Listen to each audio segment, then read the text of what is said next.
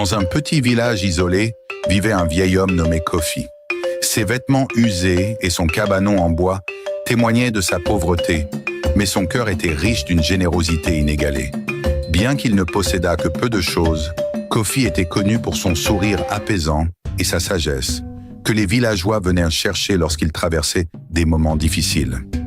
Un jour, alors que le soleil déclinait et que le village s'emplissait des odeurs des repas du soir, Kofi s'assit devant sa modeste demeure avec son repas du jour. Un simple bol de riz et quelques légumes. Ce repas était le dernier qui lui restait et il ne savait pas de quoi le lendemain serait fait. Cependant, il était habitué à vivre dans l'incertitude et remerciait toujours la vie pour ce qu'il avait. Soudain, il aperçut un jeune garçon, Ama, titubant dans la rue poussiéreuse. Ama, orphelin depuis peu, errait dans le village à la recherche de quoi se nourrir. Ses joues creuses et son regard vide témoignaient de plusieurs jours passés sans manger. Kofi sentit une douleur poignarder son cœur en voyant l'état de l'enfant. Sans hésiter, Kofi fit un geste de la main pour inviter Ama à s'approcher. Il posa délicatement le bol devant lui et dit d'une voix douce « Mon enfant, mange. Tu as besoin de cela plus que moi. » Ama hésita, les larmes aux yeux, mais la faim finit par l'emporter.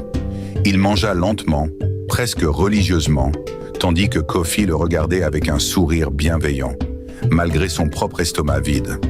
Cette nuit-là, Ama trouva refuge auprès du vieil homme, et une relation spéciale naquit entre eux. Le geste de Kofi ne passa pas inaperçu. Les villageois, émus par son sacrifice, commencèrent à le soutenir en lui offrant de la nourriture et des biens essentiels. Ce simple acte de bonté déclencha une vague de solidarité dans la communauté. Ama, sauvé par l'amour inconditionnel d'un inconnu, grandit avec une reconnaissance profonde. Des années plus tard, devenu un homme prospère, il revint dans le village pour prendre soin de Kofi, lui offrant enfin le confort qu'il méritait. Pour Ama, cette leçon d'humanité devint le fondement de sa vie. Même les plus petites actions peuvent changer une destinée. Emmanuel Creative Studio